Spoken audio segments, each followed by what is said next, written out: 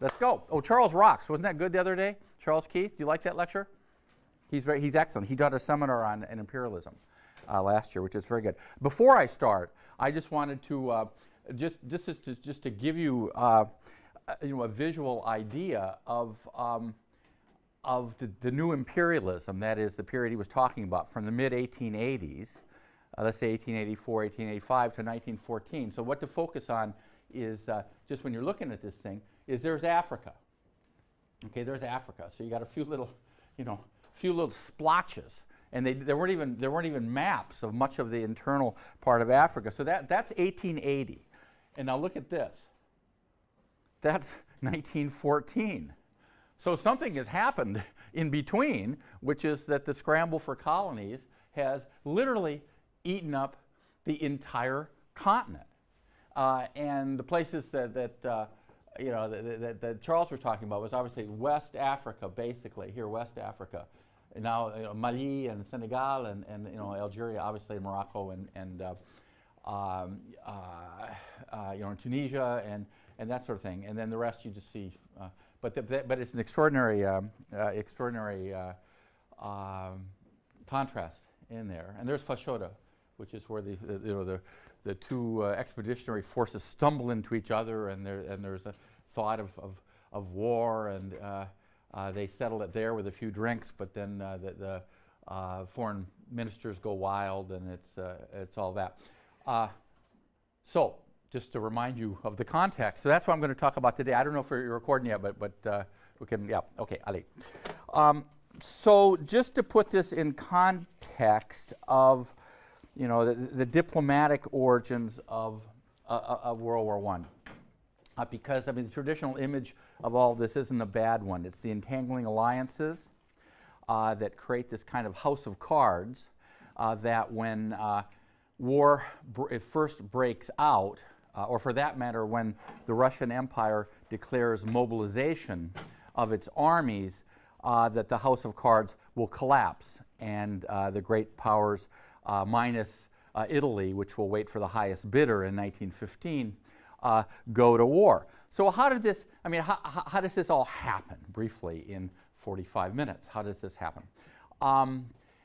First of all, the old, and towards the end of the hour, towards the end of the 45 minutes, I'll talk a little bit about one specific affair that kind of demonstrates the intensity of what had happened, and the shift away from England being perceived as arguably France's greatest enemy, despite Alsace-Lorraine, to that of Germany, and that's the Zavern affair, Zavern, S-A-V-E-R-N-E, or in German Zabern, Z-A-B-E-R-N.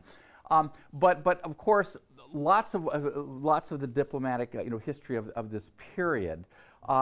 It first revolves around the enmity between France and Germany, and specifically, as you've heard over and over again, Alsace-Lorraine. One can debate, as historians have, to what extent revenge permeated the ranks of French society, thoughts of taking back Alsace-Lorraine through the whole period. And as I said a few minutes ago, if you'd ask people in 1890s who France would go to war against, if they had polls in those days, most people would have said Britain. More about that in a while. But it was always there. It was always there for Otto von Bismarck as he's trying to assure that if Germany does go to war, it won't have to fight his worst nightmare, that is a war on two fronts. And that's exactly what happens when the French and the Russians get together. And so, that's a major issue in Western Europe, is obviously the relationship between these folks and Alsace and the parts of Lorraine that had been annexed into the German Empire, annexed rather uncomfortably, as we'll see in a while. And the other, I just have to dodge these peripherally, but it's important to at least, I'm sure you know about them anyway, but the other thing that it's going to hinge on is the really the hatred between Russia and Austria-Hungary, and the fact that the Russians see themselves as the protector of the Slavic peoples in the Balkans, and the fact that the Austro-Hungarian Empire is a polyglot empire. That is, you've got at least, depending on how you count them, 15 major nationalities within the empire, and that although German is the language of the empire, that Austria-Hungary, these ethnic minorities and their claims for national independence exists as a perpetual destabilizing factor in Austrian-Hungarian politics, particularly when Russia, which has always dreamt of Constantinople and controlling the access to the Black Sea, is fanning the flames of nationalism, of pan-Slavism, but also of nationalism within these various states, which destabilizes potentially the Austro-Hungarian Empire. And the Austro-Hungarian Empire became the dual monarchy before this course starts, but in 1867. It's run out of Vienna, which is that city which is left by the Treaty of Versailles and the other treaties after World War I, is this enormous capital of a tiny country when the empire disappears. But that is rushing the story, rushing to the end of the story. But by 1900, Russia is fanning the flames of pan-Slav fervor in the mountainous territories of Bosnia and Herzegovina, which include, as you know, from the tragedies of the ethnic cleansing of the 1990s, Serbs, Muslims, and Catholic Croats. Now, the alliance system of the late 19th century, which in its own way is one of the causes of World War I. There are others too that I'll discuss in a while. But it hinges on German and French antagonism, and it hinges on the competing interests of Austria-Hungary and Russia in the Balkans, and here I'm summarizing, Germany's fear of being attacked from both east and west by Russia and France. So at the beginning, you've got, there are five big powers. And Bismarck once said, and he uses a French phrase, which is interesting, because French was always the language of diplomacy. He says the most important thing is to be à trois, to be three. If they're five, you want to be three. But what you have basically is two potential free agents. Free agent with a big appetite but very bad teeth, as some wag once put it, Italy, here, which would go to the highest bidder in 1915, and Great Britain. Now, Great Britain, it's not a natural given that Great Britain was going to ally with France, its great enemy for centuries, or ally with Russia, because Britain and Russia have been fighting for a very long time what another wag once called the great game, which is for control along places we hear much about these days, such as northern India, Pakistan, all the way along into South Asia. So they are rivals for influence in all sorts of different parts of this huge mass of Asia. In the largest sense of the word. So it's one thing you have to ask, if you're just thinking about it from the point of France, is how does it happen that in 1914 that France finds itself allied with Great Britain, and with Great Britain's sometimes enemy, that is Russia? And also from the point of view, if you're a French Republican or you're a French socialist who's a believer in the Republic, and most of them were, how do you explain how a Republican state is allied with the Tsar, a Tsarist a regime, an autocracy, repressor of all of the peoples, and among other things, orchestrator, encourager, facilitator, enabler of vicious pogroms against the Jews.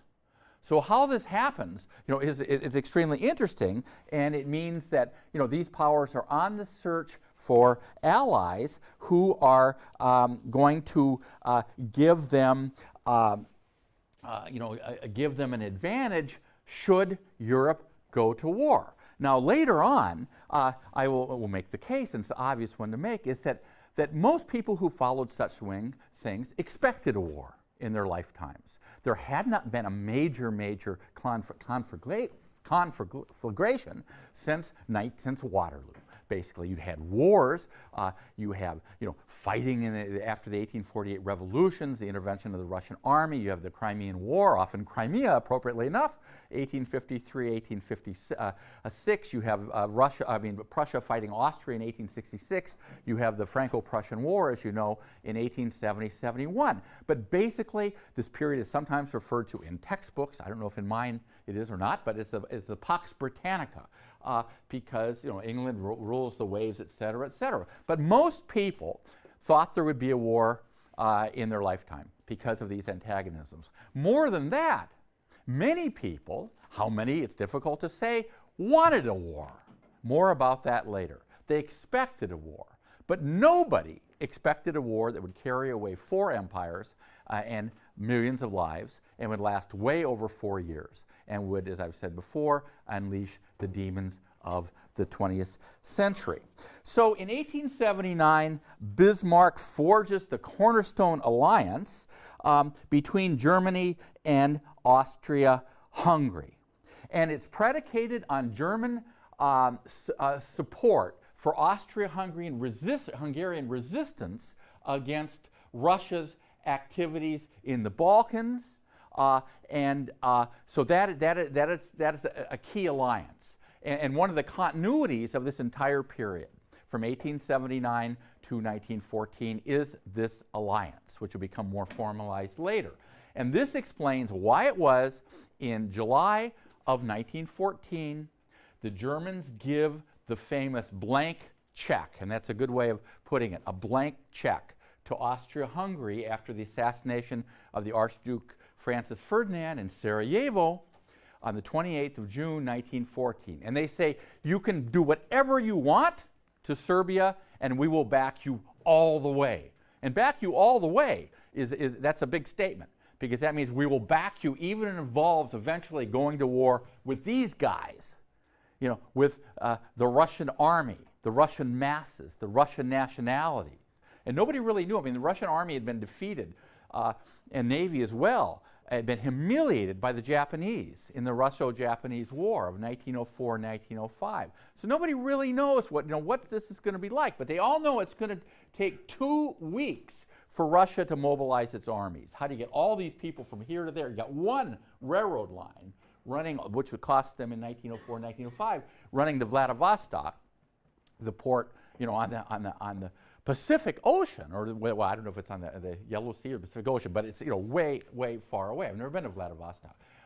But anyway, this is the key, the first chip or the first part or the first block of this alliance, and it's 1879. Now, a year later, Italy allies itself also with Austria-Hungary and with Germany, but there are all sorts of what if, but ifs attached to that alliance, and Italy basically is a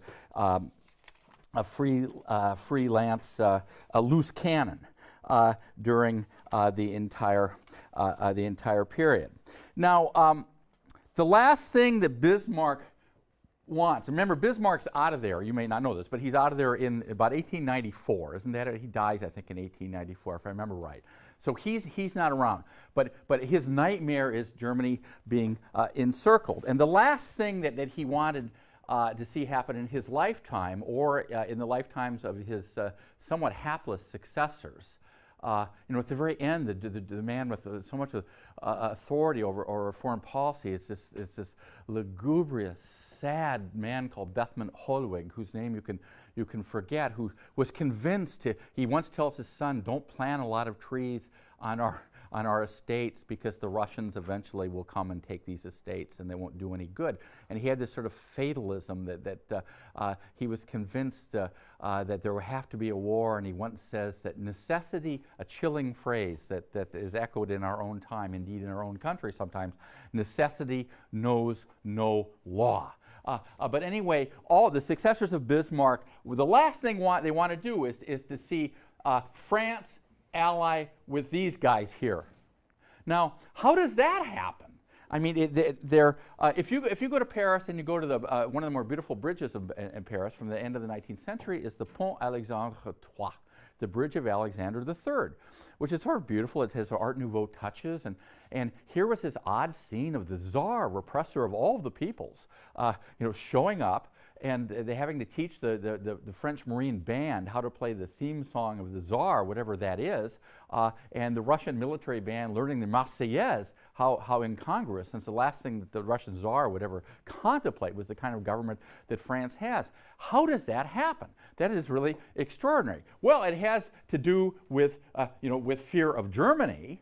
But there are other things that I should mention just briefly that drive these two improbable powers together.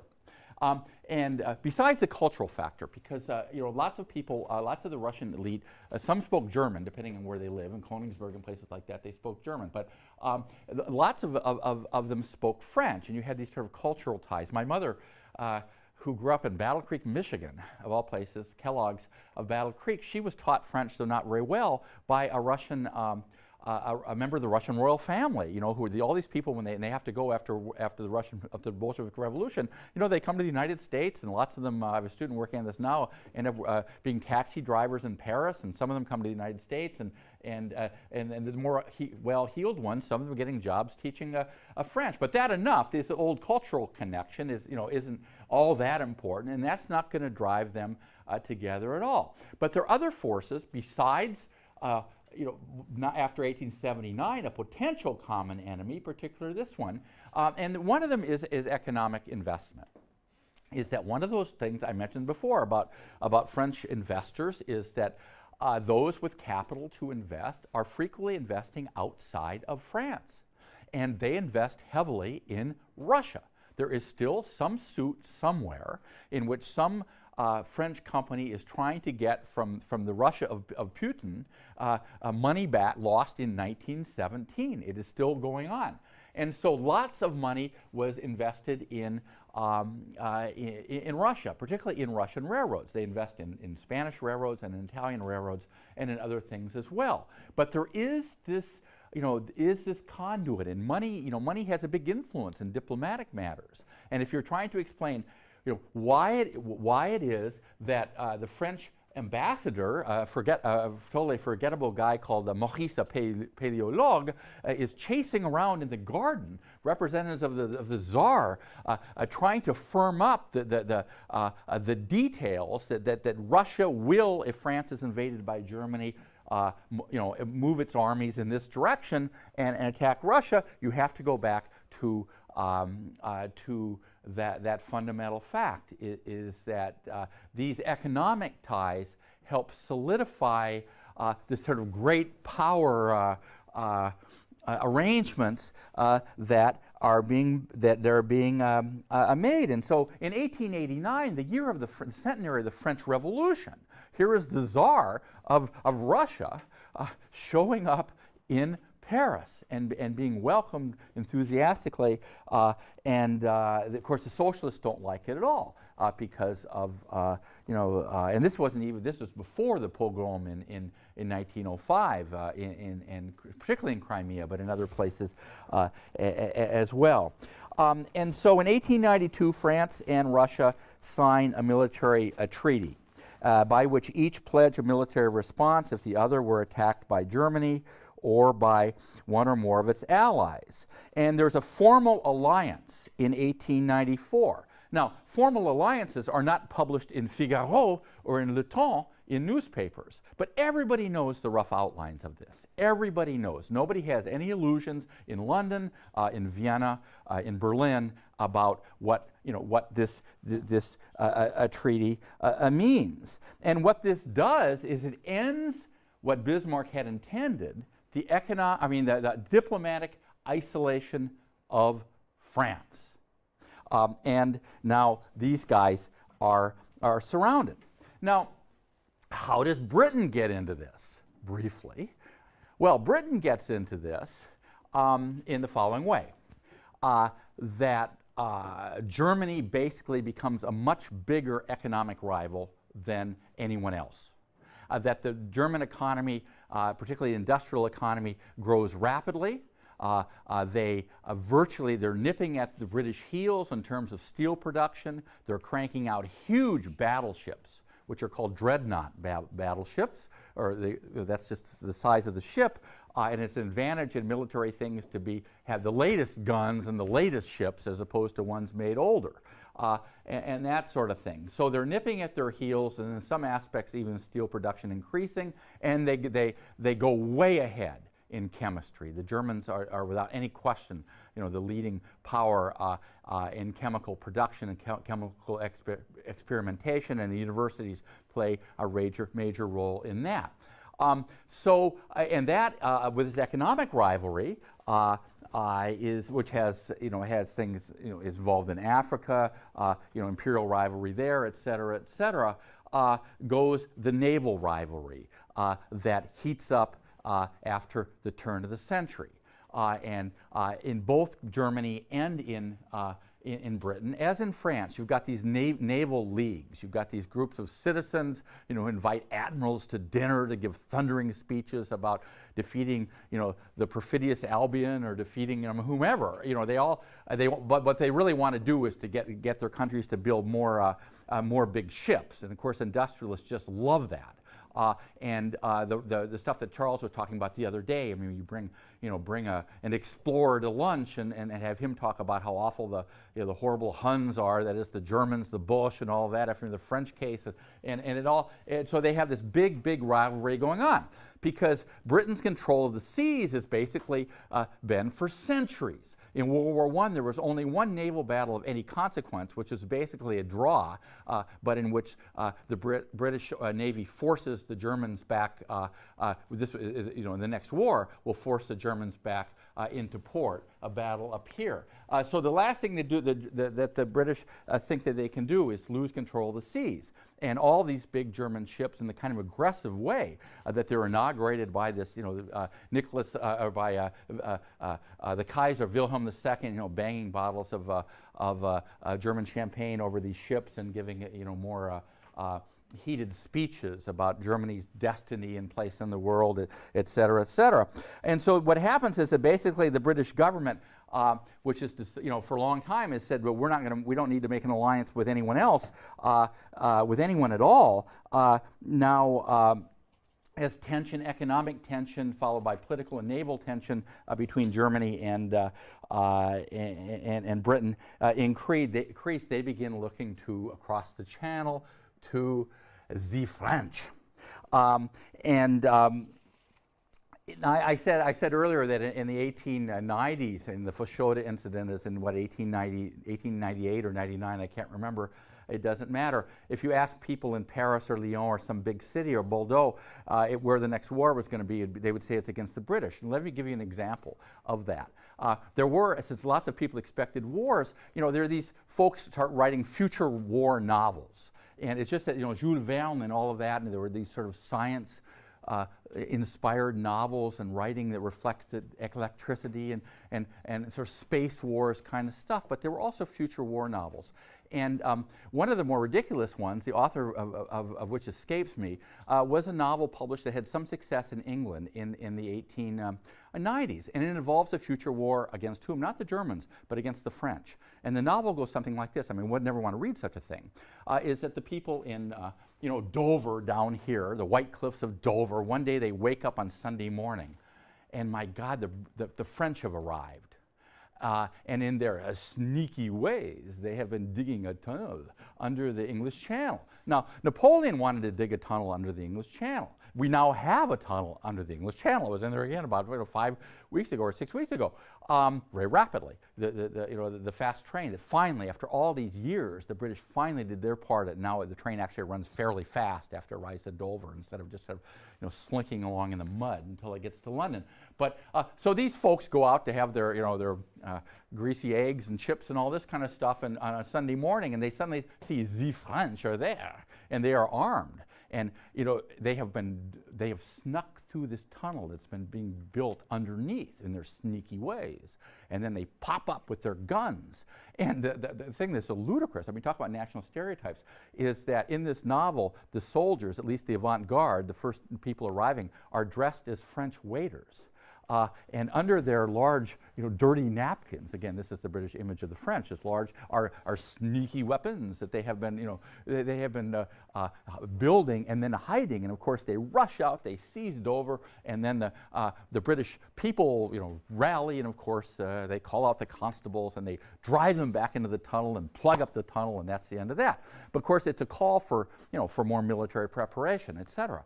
There's another similar novel written in, about 1904, 1905, and it doesn't involve people in Dover. It involves people up in, Whitby and Scarborough and the northeastern coast, where the wind is always horizontal and the rain is pounding on you from every conceivable direction. And they wake up, and what they see are these huge dreadnought battleships lobbing enormous shells and destroying British homes and British people.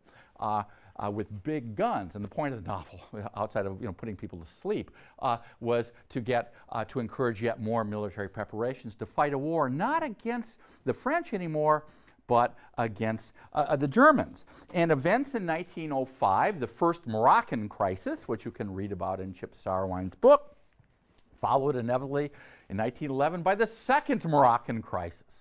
What this has to do with German saber rattling in Morocco, in Tangier specifically, in the second case, in which the Kaiser himself shows up. And what this does is it convinces the British that maybe, allying with the French isn't such a dumb idea after all. And so they begin to have informal military talks that become formal military talks that become an entente, same word in English, an understanding that's a formal understanding where they're sitting down saying the obvious things. You, the British Navy, will take care of the English Channel. You'll take care of the North Sea. We, the French Navy in Toulon, down here, we will be responsible for the defense of the Mediterranean. And this is, of course, this is because of the influence of Germany in Turkey. And Turkey will finally come in, as you know, in the war on the German side. Thus Gallipoli, where the British officers send all the Australians and New Zealanders to die to certain death up a hill that couldn't possibly be conquered. They sent British soldiers too. They sent everybody. But anyway, so it's more, there is a reason also because Austria-Hungary then did have a port. So this is no mere gesture toward the French. But this explains how it was that these two also fairly unlikely powers come together. Moreover, remember what I've come back to 2 or 3 times, the birth rate. The French realize that if it's more than just a short encounter, and Lord knows it would become that, more about this during World War I, that their birth rate is so minuscule compared to the rest of Europe that you better have allies. If you're going to be fighting the Germans, you better have allies. And everybody knew what the birth rates were. Here are just some examples. This is live births per 1,000 inhabitants, 1908, 1913. So key period. France, 19.5. England, 24.9. Germany, 29.5. European Russia, 45.6. And Italy, 32.4. So military planners know this stuff. They know that exactly. And that means it's all that more important for the French, if they're contemplating this war, to take that space back, to count on all of these people. But it will take these people, as I said, 2 weeks to mobilize. And that's why the act of mobilization, the decree of the Tsar, is tantamount to an act of war. Because what this does is, this is leaping ahead, and I'll come back to it, but it's important enough that it's worth coming back to. This tells the Germans they have 2 weeks in order to defeat France. They're sure they can do it. And then you better stop, because this big bear is going to have mobilized all of these people in Central Asia and other parts, and they're going to be lumbering toward you. So you better stop them in 2 weeks. How are you going to do that? French have big forts all along here and there and everywhere. the way and you know they're going to want to move immediately into Alsace-Lorraine. More about this again later. So the way to do it, and not for the last time, they are willing to violate Belgian neutrality and Dutch neutrality, though that disappears from the plan. The Schlieffen Plan, which I'll come back to, written in 1905, is predicated on the fact that the French are going to invade Alsace-Lorraine. And so you'll just sweep into a neutral country, Belgium, neutral since 1831. Now, what does that do? That guarantees that without any question at all, guarantees that the British will go to war. Why? For the British, it seemed bad enough to have the French across the channel, but what if you have the Germans in Belgium, in Ostend, which is a short hop across the channel, and really is the shortest way, or one of the two shortest ways to get across. So that's impossible. You can't have that. So you're going to go to war. Now, was that a risk why was that a risk that Germans were willing to take? Because the British do not have a conscript army. They have a tiny army. It's called an expeditionary force. And it will take them a long time, months and maybe longer, to raise the kind of army that could make any difference in the long run here in France and in Belgium. So these cards, this house of cards is there. These entangling alliances are there. And so that's basically what happens in 1914 is when, and I remember going to Sarajevo before it was destroyed in the 90s, and I remember putting my feet where the 16-year-old gunner, Princip, put his feet when the Archduke Francis Ferdinand driver had the bad idea of backing up after having missed a turn, after they tried to kill him once. And then Princip suddenly finds himself with the Archduke and his wife there, and he blows him away right there. This leads to the blank check, and it's going to, and you can read about this, you already know it from high school history. It brings Europe into this dreadful war. Now, some more things. First of, let me just give you. Do I have time for that? Yeah. Let me give you an example of how the stakes get, the tension gets heated up. Now, again, like revolutions, wars don't necessarily break out according to the hydraulic model, where things are awful in 1910, and 1911 is even more tense, 1912, oh my God, 1913, 1914, it's got to come. It doesn't work like that. You have the Balkan Wars going on down in the Balkans, appropriately enough, in a couple years before World War I and all of that. But there are these moments, like 1905, the first Moroccan affair, and 1911, the second Moroccan affair, that raise the tensions between these countries and make it possible for the popular press and sort of the culture of war to target the enemy, the enemy for the future war. And in this incident, Zavern is at least interesting enough to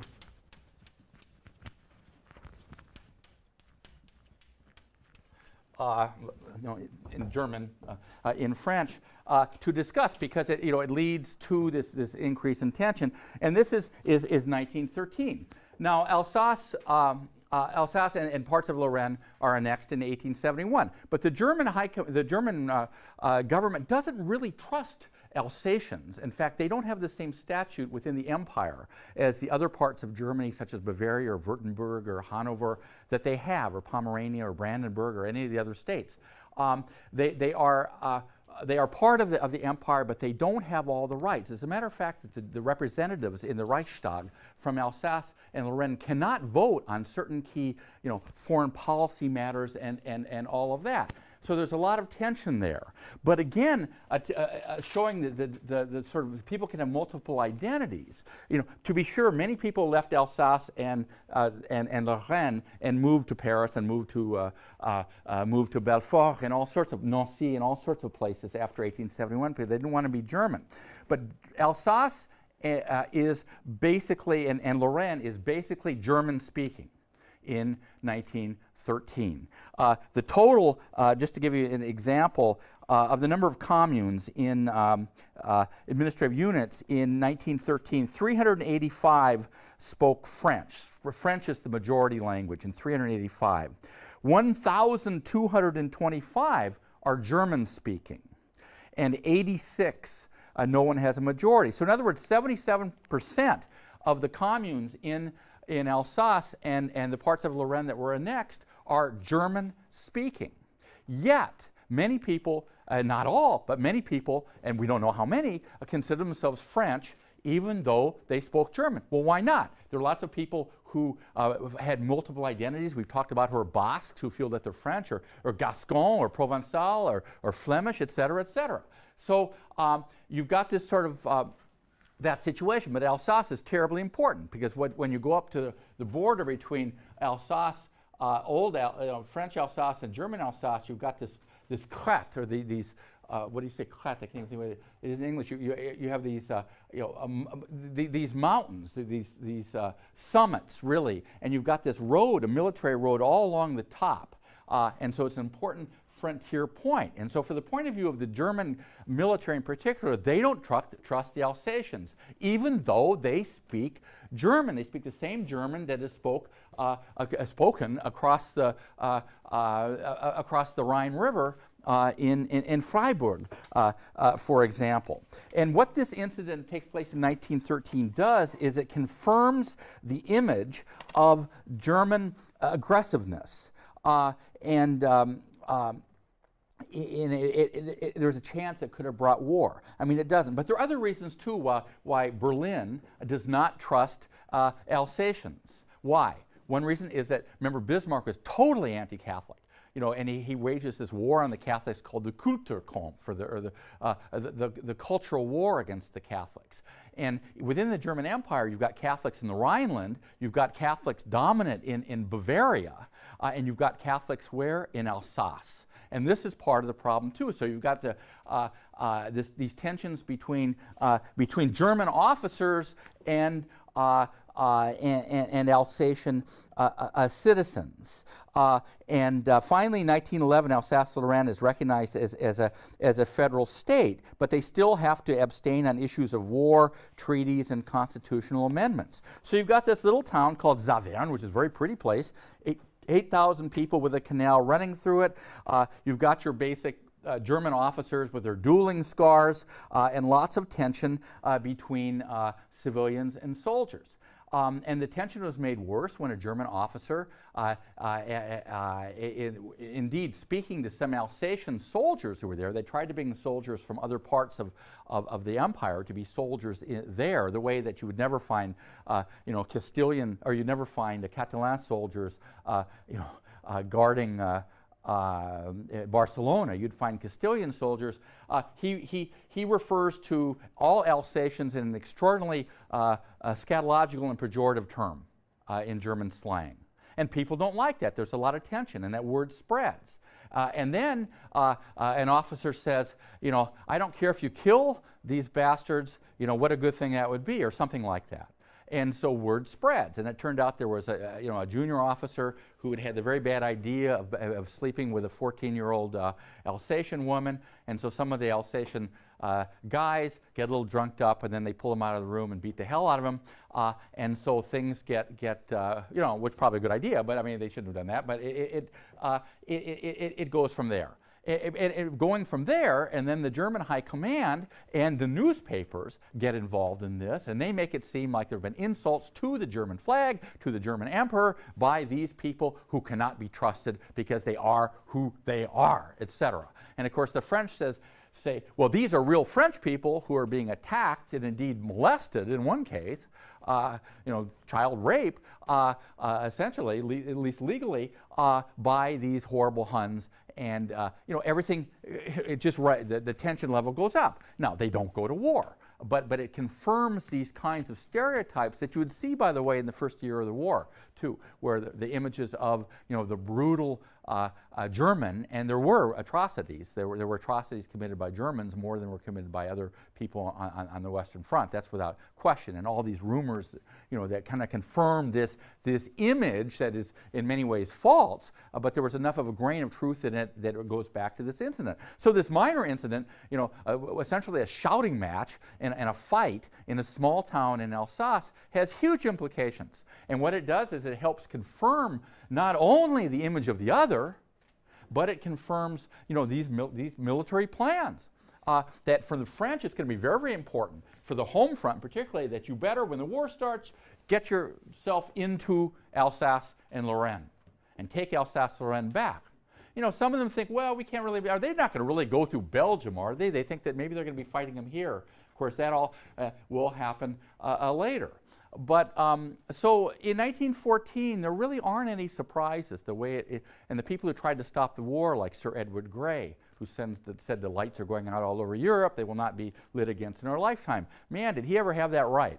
Absolutely right, because the war, 1914 to 1944, is basically one continuous poisonous war, a new terrible 30 Years' war.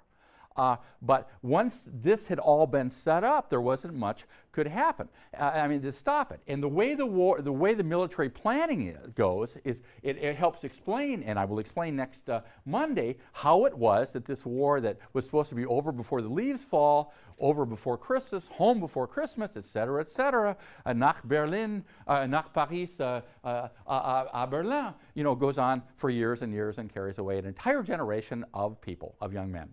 An entire generation. It's built into the planning, and we will see how that happens. It's a terribly important story. And then certainly there is no event in the 20th century in which there was so much been written on this, on how the war started.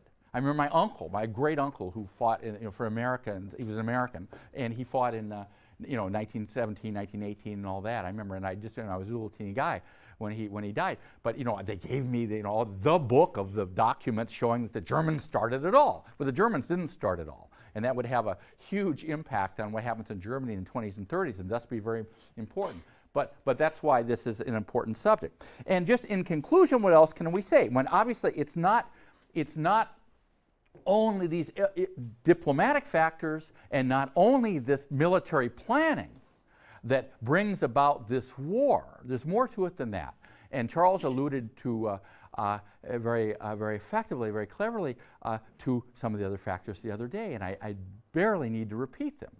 But that the imperial rivalry helps create this culture of popular imperialism, which feeds into this culture of popular aggressive nationalism, in which the other, whether it be an indigenous person who dares stand up for his or her rights in Mali or somewhere like that, the next stage is identifying the other, the dangerous other, as being one's enemy, traditional enemy in the case of Germany and France on the continent. And we call this jingoism.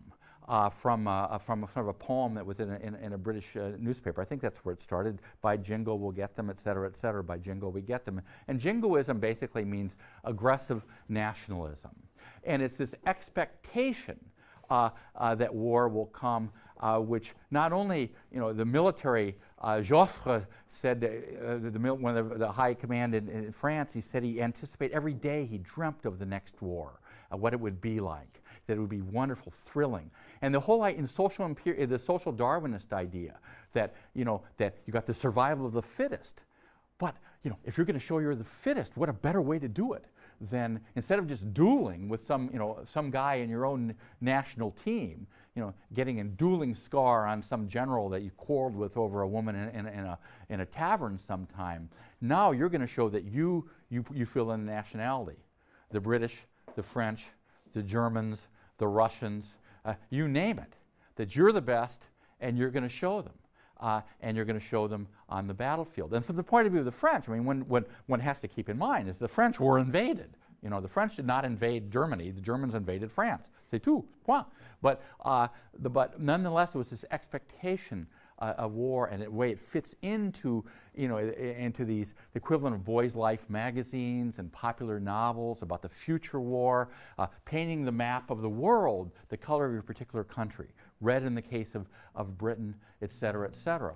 All of this comes together, and it helps us try to explain this great enthusiasm, at least in the big cities, at the Bahnhof in Berlin, or at the Gare de l'Est in Paris, for this war. Now, whether people in other parts of France and Germany and other places were enthusiastic about the war, it's a very moot question. It's been hotly debated. In many places, obviously, they had better things to do. They had to get the harvest in, which would be one problem on the home front in every place, because the war starts in the summer.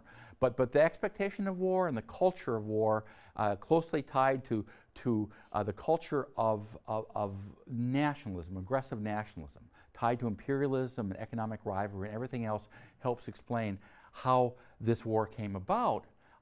And the idea of how people accepted the war is more complicated. It depended on where the armies were and all of this. And that's a remarkable story. And it's to that I'll turn in the second lecture next week, the home front. The first lecture next week will be how we ended up with this trench warfare that has been so dominant in the visual images of the war, in the museums about the war, and in that great literature about the war, some of which you'll be reading when you read Barbusse. Allez. Through the whole period, and as I said a few minutes ago, if you'd ask people in 1890s who France would go to war against, if they had polls in those days, most people would have said Britain. More about that in a while. But it was always there. It was always there for Otto von Bismarck as he's trying to assure that if Germany does go to war, it won't have to fight his worst nightmare, that is a war on two fronts, and that's exactly what happens when the French and the Russians get together. And so, I mean, that's a major issue in Western Europe, is obviously the relationship between these folks and Alsace and the parts of Lorraine that had been annexed into the German Empire, annexed rather uncomfortably, as we'll see in a while. And the other, I mean, I just have to dodge these peripherally, but it's important to at least, I'm sure you know about them anyway, but the other thing that it's going to hinge on is the really the hatred between Russia and Austria-Hungary, and the fact that the Russians see themselves as the protector of the Slavic peoples in the Balkans, and the fact that the Austro-Hungarian Empire is a polyglot empire. That is, you've got at least, depending on how you count them, 15 major nationalities within the empire, and that although German is the language of the empire, that Austria-Hungary, these ethnic minorities and their claims for national independence exists as a perpetual destabilizing factor in Austro-Hungarian politics, particularly when Russia, which has always dreamt of Constantinople and controlling the access to the Black Sea, is fanning the flames of nationalism, of Slavic, of pan-Slavism, but also of nationalism within these various states, which destabilizes potentially the Austro-Hungarian Empire. And the Austro-Hungarian Empire became the dual monarchy before this course starts, but in 1867. It's run out of Vienna, which is that city which is left by the Treaty of Versailles and the other treaties after World War I, is this enormous capital of a tiny country when the empire disappears. But that is rushing the story, rushing to the end of the story. But by 1900, Russia is fanning the flames of pan-Slav fervor in the mountainous territories of Bosnia and Herzegovina, which include, as you know, from the tragedies of the ethnic cleansing of the 1990s, Serbs, Muslims, and Catholic Croats. Now, the alliance system of the late 19th century, which in its own way is one of the causes of World War I. There are others too that I'll discuss in a while. But it hinges on German and French antagonism, and it hinges on the competing interests of Austria-Hungary and Russia in the Balkans, and here I'm summarizing, Germany's fear of being attacked from both east and west by Russia and France. So at the beginning, you've got, there are 5 big powers. And Bismarck once said, you know, and he uses a French phrase, which is interesting because French was always the language of diplomacy. He says the most important thing is to be à trois, to be 3. If they're 5, you want to be 3. But what you have basically is 2 potential free agents. Free agent with a big appetite but very bad teeth, as some wag once put it, Italy here, which would go to the highest bidder in 1915, and Great Britain. Now, Great Britain, it's not a natural given that Great Britain was going to, you know, ally with France, you know, its great, you know, enemy for centuries, or ally with Russia, because Britain and Russia have been fighting for a very long time. What another wag once called the, you know, the Great Game, which is for control along places we hear much about these days, such as northern India, Pakistan, you know, all the way along into South Asia. So, you know, they are rivals for you know, for influence in all sorts of different parts of this huge mass of Asia. In the largest sense of the word. So it's one thing, you know, you have to ask, if you're just thinking about it from the point of France, is how does it happen that in 1914 that France finds itself allied with Great Britain and with Great Britain's sometimes enemy, that is Russia?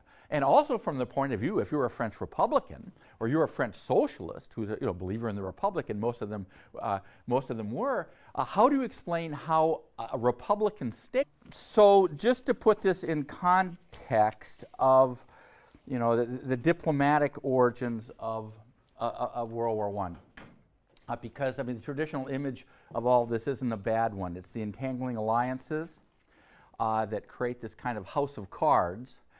That when war first breaks out, or for that matter, when the Russian Empire declares mobilization of its armies, that the house of cards will collapse, and the great powers, minus Italy, which will wait for the highest bidder in 1915, go to war. So how did this, I mean, how does this all happen, briefly, in 45 minutes? How does this happen? First of all, I mean, the old, and towards the end of the hour, towards the end of the 45 minutes, I'll talk a little bit about one specific affair that kind of demonstrates the intensity of what had happened, and the shift away from England being perceived as arguably France's greatest enemy, despite Alsace-Lorraine, to that of Germany, and that's the Zavern affair, Zavern, S-A-V-E-R-N-E, or in German Zabern, Z-A-B-E-R-N. But of course, lots of the diplomatic you know, history of this period, it first revolves around the enmity between France and Germany, and specifically, as you've heard over and over again, Alsace-Lorraine. And you know, one can debate, as historians have, to what extent revenge permeated the ranks of French society, thoughts of taking back Alsace-Lorraine. Let's go. Oh, Charles Rocks. Wasn't that good the other day? Charles Keith, do you like that lecture? He's excellent. He taught a seminar on imperialism last year, which is very good. Before I start, I just wanted to, just to give you, you know, a visual idea of the new imperialism, that is the period he was talking about, from the mid-1880s, let's say 1884, 1885 to 1914. So what to focus on is, just when you're looking at this thing, is there's Africa. Okay, there's Africa. So you got a few little, you know, splotches, and there weren't even maps of much of the internal part of Africa. So that's 1880. And now look at this. That's 1914. So something has happened in between, which is that the scramble for colonies has literally eaten up the entire continent. And the places that you know, that Charles was talking about was obviously West Africa, basically, here, West Africa. now Mali and Senegal and Algeria, obviously Morocco and Tunisia and that sort of thing. And then the rest you just see. But it's an extraordinary contrast in there. And there's Fashoda, which is where the two expeditionary forces stumble into each other, and there's a thought of war, and they settle it there with a few drinks, but then the foreign ministers go wild, and it's all that. So just to remind you of the context. So that's what I'm going to talk about today. I don't know if you're recording yet, but we can, yeah, okay, allez.